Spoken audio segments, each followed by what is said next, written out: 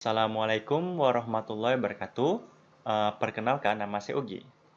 Jadi, pada video ini kita coba membedah, kita bedah dari sisi statistiknya pada artikel nasional, ya. Jadi, kita coba lihat artikel yang akan kita bedah dalam konteks statistiknya. Nah, ini dia. Kita akan coba ngebedah metode statistik yang digunakan dalam artikel ini. Jadi untuk artikel ini, ya untuk artikel yang ini, dia itu menggunakan software namanya Smart PLS, ya. Nama metode yang digunakan dalam artikel ini menggunakan metode SEM-PLS, ya. Dalam artikel ini dia menggunakan SEM-PLS, Structural Equation Modeling Partial Square, SEM-PLS. Kemudian di artikel ini menggunakan software namanya Smart PLS dan datanya data terkait bidang keuangan. Nah, itu dia. Akan kita bedah nanti. Jadi, dalam video ini saya akan coba nanti memaparkan variabel apa aja yang digunakan, model penelitiannya apa, hipotesisnya apa. Ya, kita bedah pokoknya.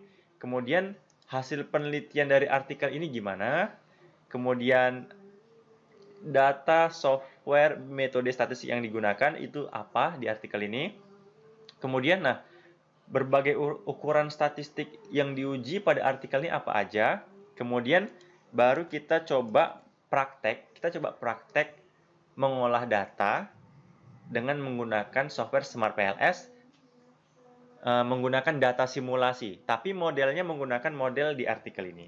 Itu ya, seperti itulah dari video ini. Nah, semua bahan dalam video ini nanti teman-teman bisa download gratis di website saya www.olahdatastatistik.org. Nanti bahannya saya masukkan di sini atau teman-teman bisa akses www.statcomat.com. Gratis. Nanti semua filenya saya kasih di sini. Oke. Nah, kita mulai aja langsung. Jadi kita coba buka dulu ya. Jadi ini judulnya itu pengaruh pengungkapan Corporate Social Responsibility atau sering disingkat CSR.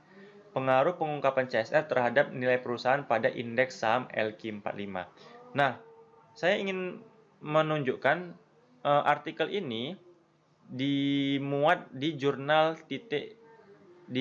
ini. Kita coba akses, ini dia jurnalnya. Jadi ini nama jurnalnya Jurnal Manajemen Pengembangan Industri Kecil Menengah. Ini dia.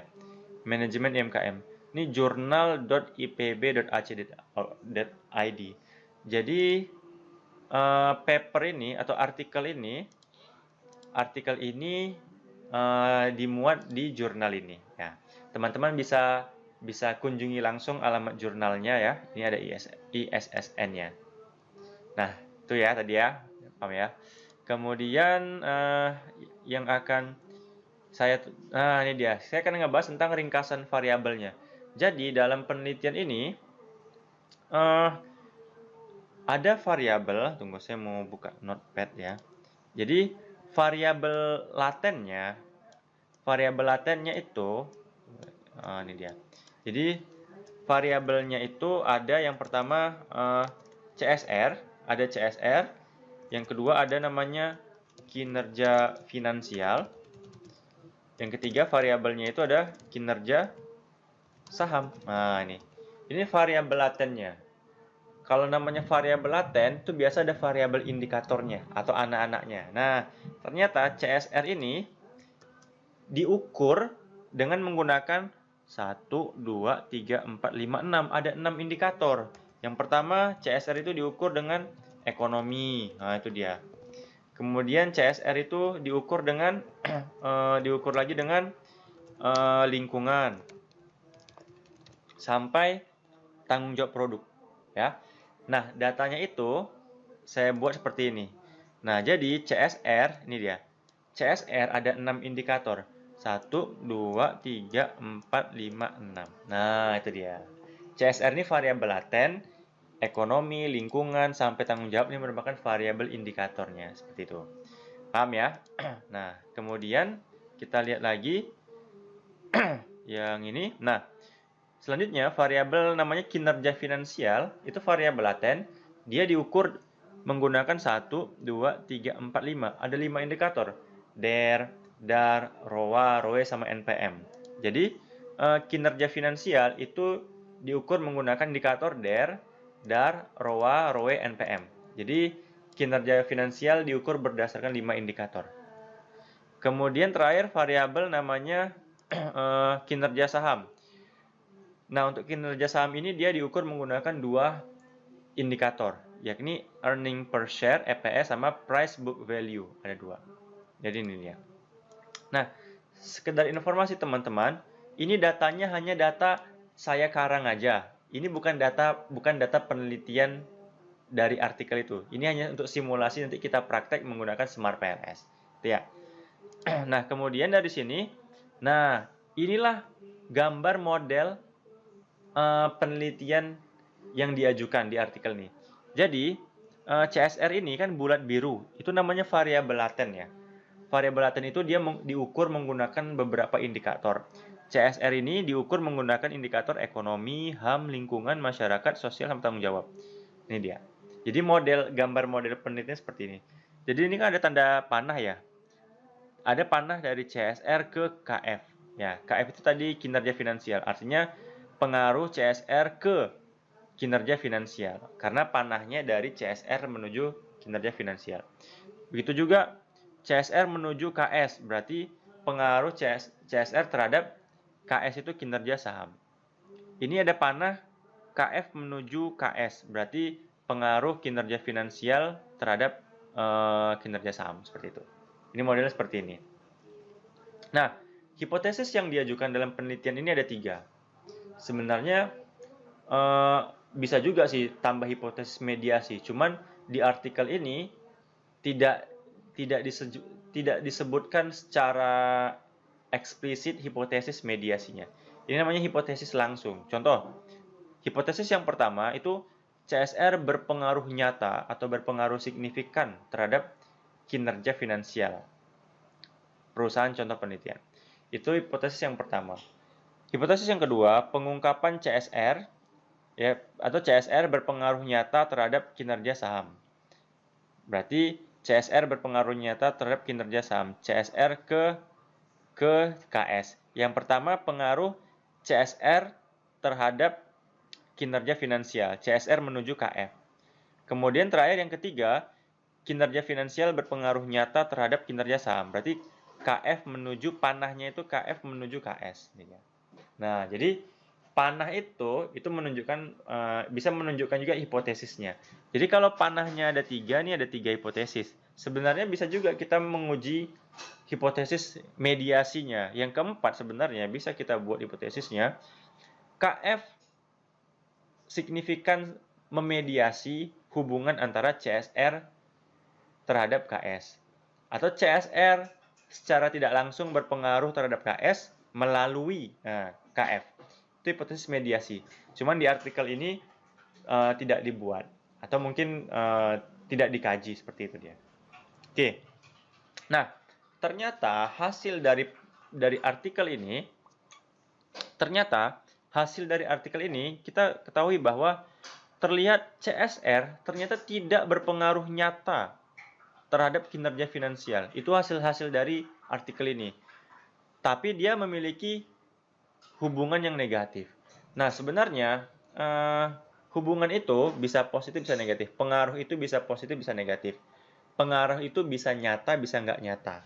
Jadi, kalau biasa untuk mengetahui pengaruhnya nyata atau nggak nyata, bahasa lain nyata itu signifikan itu. Dia dibandingkan dengan 0,05 atau tingkat signifikansi. Jadi, kalau misalkan nilai p-value atau probabilitas lebih kecil dari tingkat signifikansinya atau 0,05, maka itu dikatakan berpengaruh nyata atau signifikan. Nah, kalau untuk mengetahui pengaruhnya positif atau negatif, nanti kita bisa lihat nilai PET koefisiennya. Nanti akan saya bahas. Yang penting dalam paper ini, dalam artikel ini, ternyata hasil beliau ini CSR tidak berpengaruh nyata atau CSR tidak berpengaruh signifikan terhadap kinerja finansial dan berhubungan negatif. Nah, itu ada statement dia memiliki pengaruh sebenarnya. CSR ini sebenarnya memiliki pengaruh negatif terhadap kinerja finansial. Cuman pengaruhnya itu nggak nyata atau nggak kuat atau nggak signifikan. Nah, gitu bahasanya. Kemudian CSR itu tidak berpengaruh nyata terhadap kinerja saham dan berhubungan negatif. Apa maksudnya? Oh, ternyata CSR ini memiliki pengaruh terhadap kinerja saham. Pengaruhnya negatif, namun tidak signifikan. Artinya pengaruhnya itu tetap ada, tapi dia nggak nyata, nggak terlalu kuat. Seperti itu dia.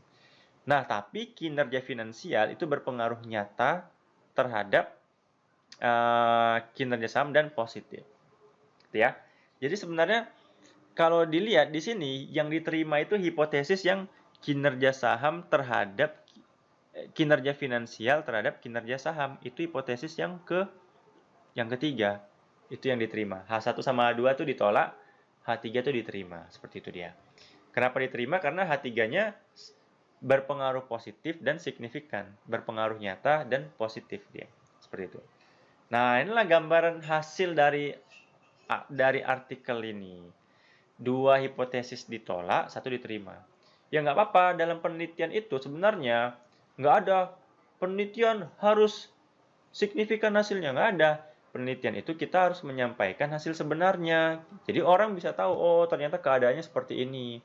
Ya terkadang kan ada beberapa rekan saya sendiri, penelitian itu harus signifikan. Kalau nggak signifikan gagal. Sebenarnya penelitian itu menyampaikan aja keadaan sebenarnya. Kan itu kan informasi. Orang bisa tahu keadaannya seperti apa. Seperti itu. Ya, tapi sudut pandang orang beda-beda, terserahlah seperti itu. Yang penting kita sampaikan aja hasil ini apa adanya, orang-orang bisa mengambil keputusan atau pertimbangan terhadap hasil sesuai dengan keadaan lapangan. Seperti itu dia. Nah, data yang digunakan dalam artikel ini perusahaan indeks saham LQ45. Ya. Jadi di sini ada 32. Ada 32 perusahaan indeks saham LQ45. Ada Astra Agro Lestari, ada Ro Energi sampai Unilever. Unilever Indonesia. Jadi di artikel ini perusahaan-perusahaan yang dilibatkan itu ada 32. Ya kan? Dalam penelitian ini merupakan data sekunder. Nah, data sekunder yaitu data kuantitatif dan kualitatif dari beberapa perusahaan pada indeks saham LQ45. Nah, itu ya. Yang diperoleh dari instansi atau lembaga yang berkaitan dan telah dipublikasi. Nah, itu dia. Nah, data diperoleh dari berbagai sumber seperti laporan tahunan dan laporan keuangan perusahaan pada tahun 2013. Nah, itu datanya. Nah, kemudian penelitian ini menggunakan metode analisis structural equation modeling. Nah, itu dia. Analisis structural equation modeling dengan software Smart PLS. Kalau softwarenya Smart PLS, metodenya itu PLS SAM. Ya, ini benar SAM, cuman ditambah ini kan SAM PLS seperti itu dia. Oke. Pemilihan contoh penelitian didasarkan metode purposive sampling. Nah, itu penelitian artikel dia. Nah, kemudian kalau dalam SAM PLS menggunakan software Smart PLS, ukuran-ukuran statistik apa aja sih yang diuji? Dalam SAM PLS itu nggak ada uji normalitas itu nggak ada. Kenapa nggak ada?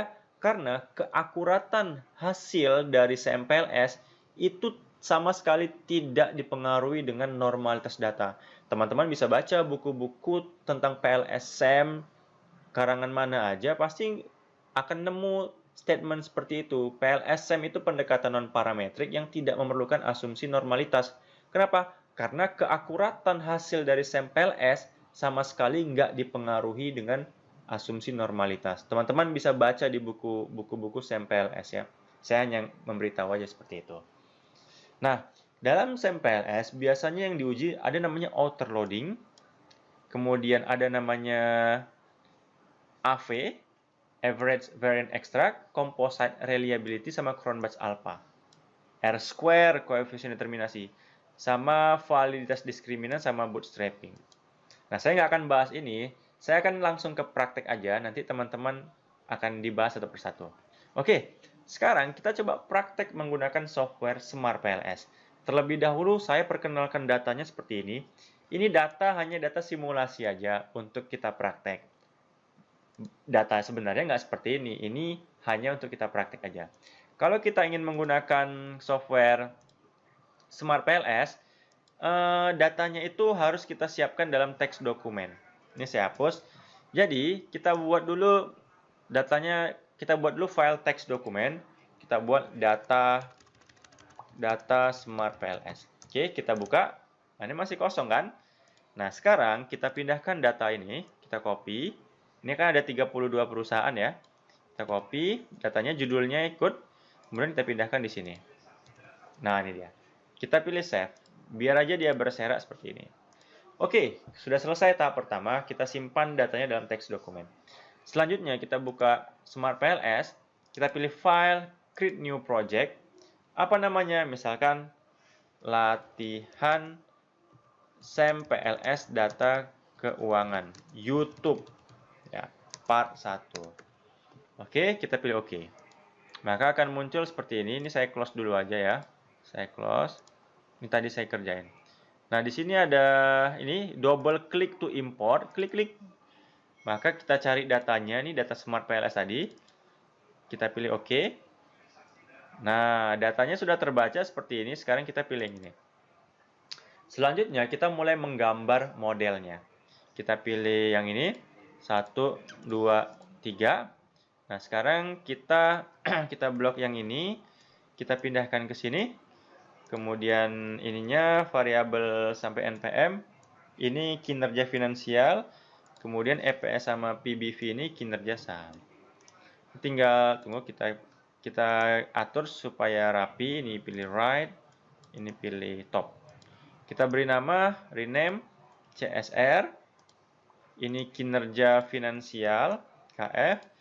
Ini namanya apa namanya? Kinerja saham ya. Ini dia. Kemudian kita tarik panah. Nah, seperti inilah gambar dari modelnya. Teman-teman, satu hal yang menarik bahwa dalam artikel ini ternyata nilai R-square-nya itu tidak terlalu tinggi. Kalau kita lihat nilai R-square-nya tadi, mana ya? Nilai R-square-nya ada di, bukan di sini ya. Nah, ini dia. Kita bisa lihat, nah tuh nilai R-square-nya. Ternyata nilai R-square untuk KF itu adalah 0,002. Artinya CSR mampu mempengaruhi KF sebesar, kalau dikali 100%, 0,002 dikali 100% itu hanya 0,2%. Sangat kecil. Sangat kecil pengaruh CSR terhadap kinerja finansial. Hanya 0,2%. Boleh, ya boleh-boleh aja. Sekali lagi, namanya kita neliti, kita tuh hanya menyampaikan keadaan sebenarnya di lapangan. Seperti itu dia. Jadi kan kita bisa mengambil keputusan, oh ternyata CSR itu tidak terlalu berpengaruh terhadap KF. Nah, seperti itu. Jadi, kalau kita menyampaikan hasil secara jujur, kita tuh bisa tahu kondisi lapangannya itu seperti apa. Kalau datanya di otak-atik, diperbaiki seperti itu, nanti hasil yang kita peroleh itu bertentangan dengan keadaan lapangan kan sangat berbahaya. Orang-orang yang membaca kan bisa keliru nanti seperti itu. Itu ya. Nah, nilai R-square untuk KS adalah 0,695 ya. Artinya CSR dan KF mampu mempengaruhi KS sebesar 0,695 dikali 100%, itu 69,5%. Nah, seperti itu dia. Oke ya, paham ya. Jadi R-square itu nggak harus gede. Yang penting tuh jujur aja dalam meneliti, seperti itu ya. Nggak perlu diotak-atik datanya. Sampaikan aja keadaan sebenarnya. Dan ingat, data itu nggak harus normal. Jangan sampai kepalanya botak menormalkan data. Karena metode statistik itu ada banyak di luar sana yang nggak perlu asumsi normalitas. Jadi, kita itu menggunakan metode statistik sesuai dengan kondisi data kita. Bukan data kita di otak-atik supaya memenuhi metode statistik ini, salah. Tapi kita menentukan metode statistik sesuai dengan kondisi data yang ada, seperti itu. Itu ya. Kemudian, kita lanjut. Nah, sekarang, tadi ukuran statistik, salah satu ukuran statistik yang digunakan dalam PLSM itu outer loading. Outer loading ini menguji validitas indikator-indikatornya. Kalau kita lihat di paper ini, nah, kita lihat gambar 4, ya, gambar 4, ini indikatornya masih full dia, masih full. Tetapi ketika diuji, hasilnya tuh di gambar 5, indikatornya jadi berubah dia. Jadi berkurang. Berarti indikator yang lain itu ada yang nggak valid dia. Nah, dikatakan valid, ini namanya nilai loading. Kalau nilai loadingnya di atas 0,7. Coba, ini kalau pada CSR, yang valid indikatornya dari 5 yang valid menjadi 2. Yakni lingkungan sama masyarakat. Kalau KF, dari 5 yang valid menjadi 1 indikator. Kalau KS, dari 2 menjadi 1 yang valid. Dia dikatakan valid kalau nilai loadingnya di atas 0,7, seperti itu. Kayak ekonomi ini kan nilai loadingnya itu 0,689. Masih di bawah 0,7, berarti akan dihapus dia. Kalau HAM itu kan 0,239, di bawah 0,7 dihapus dia. Lingkungan 0,942, di atas 0,7 dipertahankan, seperti itu. Jadi nanti diujinya ini berkali-kali, jangan langsung dihapus semua yang nggak valid. Kita lihat aja yang paling rendah dulu. Misalkan nih di CSR yang paling rendah itu si HAM. HAM dulu dihapus indikatornya. Kemudian di KF, siapa yang paling rendah? Ini ROE, negatif 0,467 dihapus. Setiap kali dihapus, diuji lagi. Gimana hasilnya? Ada yang lagi rendah, hapus, uji lagi. Jangan langsung dihapus semua, diuji, jangan seperti itu. Alangkah lebih baiknya satu persatu dulu. Ya, seperti itu. Nah, sekarang dengan menggunakan data yang saya buat ini, kalau kita mau menguji validitasnya, kita pilih kalkulat PLS algorithm. Kita pilih start calculation. Nah, kita lihat di bagian outer loading, semuanya warna hijau. Valid semua, karena sudah di atas 0,7. Ya, ini kan namanya datanya saya buat. Jadi kan saya itu paham data mana yang buat valid sama nggak valid. Jadi saya bisa mengarang data sedemikian rupa supaya valid. Tapi nggak boleh digunakan dalam penelitian. Kita hanya ingin menyampaikan keadaan jujur. Ini karena untuk praktek saya buat datanya yang supaya valid aja. Ya, jadi valid semua ya loadingnya. Nah, kemudian kalau kita mau menguji hipotesis, itu nama istilahnya itu bootstrapping. Bootstrapping inilah untuk melakukan pengujian hipotesis. Jadi caranya adalah kita pilih calculate, kita gambar ini, calculate bootstrapping, kita pilih start calculation. Diproses, muncullah dia hasil dari bootstrapping. Nah, ini dia hasilnya. Nah, sekarang saya akan coba membahas hasil dari ini. Gimana sih cara bacanya? Kita lihat dulu panah CSR yang ini, KF.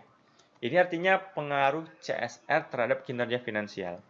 Kita perhatikan kolom original sampelnya, diketahui nilai koefisien jalur atau kolom original sampel gitu kan. Dari nilai koefisien jalur CSR ya terhadap KF gitu kan adalah 0,698. Nah, ini kan nilainya positif. Ya, yakni bernilai positif. Itu kan? Nah, hal ini berarti CSR berpengaruh positif. Positif terhadap KF. Dia memiliki pengaruh yang positif karena nilai koefisien jalurnya positif. Tapi apakah positifnya itu nyata, signifikan, atau tidak nyata? Nah, kita lihat nilai p-value-nya. Diketahui nilai p-values-nya berapa? 0,000 p-value ini lebih kecil dari tingkat signifikansi. Misalkan kita gunakan 0,05 atau 5%, maka CSR berpengaruh nyata atau berpengaruh signifikan terhadap KF. Nah, itu dia. Jadi kesimpulannya CSR berpengaruh positif dan nyata terhadap siapa? Terhadap KF. Nah, itu dia. Itu ya. Sekarang pengaruh CSR terhadap KS. Juga berpengaruh positif nih, 0,333. Nilainya positif. Tapi dia tidak berpengaruh nyata karena nilai p-value-nya 0,337 di atas 0,05. Begitu juga dengan KF. KF itu kinerja finansial itu tidak berpengaruh positif juga terhadap kinerja saham. Nilai original sampelnya 0,497, tapi positifnya tidak nyata atau tidak signifikan karena p-values-nya 0,173 di atas 0,05. Seperti itulah dia. Seperti itulah gambaran hasil dari paper ini. Teman-teman bisa lihat ini kan itu dia. Ini program magister ya, S2 pasca sarjana. Jadi apapun hasilnya sampaikan aja hasil sebenarnya, jangan diotak-atik datanya. Oke teman-teman, semoga bermanfaat ya. Mohon maaf atas segala kekurangan. Assalamualaikum warahmatullahi wabarakatuh.